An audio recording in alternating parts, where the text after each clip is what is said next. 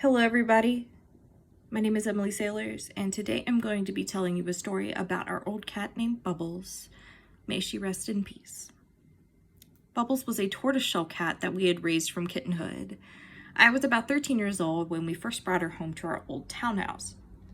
Bubbles helped us cope with the loss of my mom's cat named Gracie, who helped her get through some very difficult times. Bubbles had filled a void that was there whenever Gracie left our world.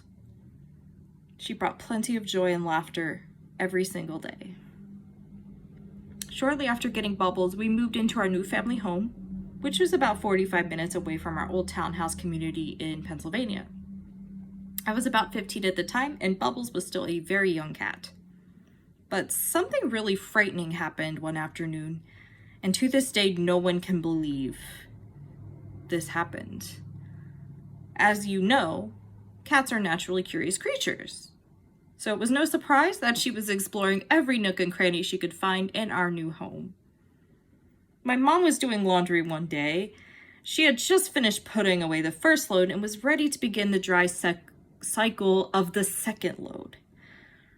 As she would do any other day, she loaded the wet garments into the dryer and turned it on before walking away to do other chores around the house.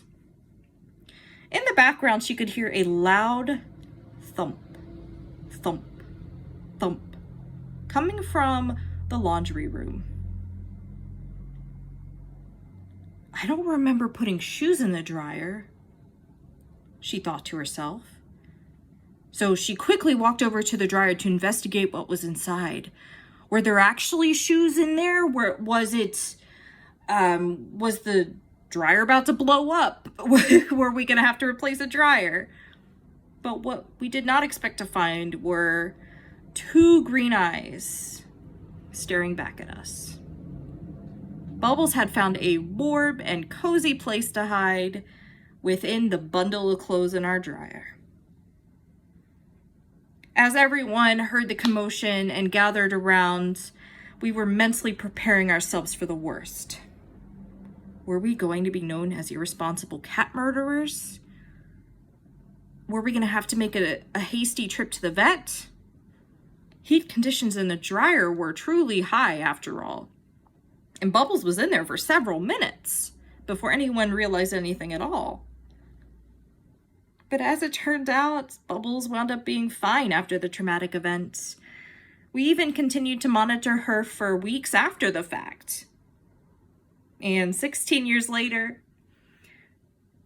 she was still going strong. And let's just say, though, that entire portion of her life after that incident, she always had a fear of ceiling fans and chandelier lights that moved back and forth. And she had a strange fascination with shadows after that incident, too. All of a sudden. So, take the story as you will. I hope you guys enjoy the rest of your day, and thank you so much for listening. Thank you.